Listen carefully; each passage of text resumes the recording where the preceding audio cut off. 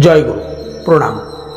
আজ 183তম পর্বে পুরুষোত্তম লীলাসঙ্গিনী জগজ্জননী শ্রী শ্রী বড় মায়ের দিব্য জীবনের কথা, তাদের দাম্পত্য জীবনের কথা, তাদের স্বামী স্ত্রীর মধুর সম্পর্কের কথা আপনাদেরকে শোনাব।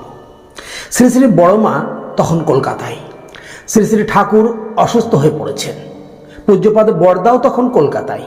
এই খবর বড় মার কাছে পৌঁছাতে তিনি ব্যস্ত হয়ে সেদিন দুপুরের গাড়িতে আশ্রম অভিমুখে রওনা হলেন। কলকাতা থেকে ফোনে বড় মার রওনা হওয়ার খবর এলো। বেনারস এক্সপ্রেস এসে পৌঁছবে সন্ধ্যে 8:30টায়।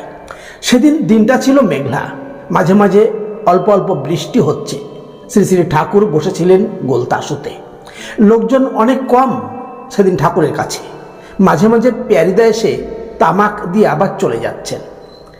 ঠাকুর বললেন, গাড়ি পৌঁছিবার আর কত দেরি? প্যারিদা বললেন, গাড়ি তো আসবে 8:30টায়, এখন তো সবে মাত্র 5টা। একটু পরেই যশিরিতে গাড়ির হুইসেল শুনে ঠাকুর জিজ্ঞাসা করলেন, এই বুঝি গাড়ি এলো? প্যারিদা ঘড়ি দেখে বললেন, এখন মাত্র 5:15। ঠাকুর বললেন, আর বেশি দেরি নেই না রে? প্যারিদা বললেন, হ্যাঁ। শ্রী শ্রী ঠাকুরকে দেখলাম, তিনি যেন খুবই ব্যস্ত বড় মার জন্য। ঠাকুর একবার জিজ্ঞাসা করলেন, আমিও স্টেশনে যাই?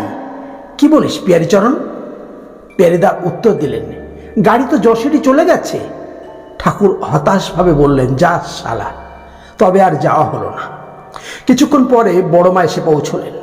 শ্রী শ্রী ঠাকুর তখন ঠাকুর বাংলার বারান্দায় এসে উপস্থিত। বড় মা প্রণাম করলেন। ঠাকুর বড় মার দিকে চেয়ে একটু মুচকি হাসলেন। বড় মাও তেমনি একটু হাসলেন। মুখে একটুও কথা হলো না। তৎপরে শ্রী শ্রী ঠাকুর সেই বসবার ঘরে গিয়ে বসলেন।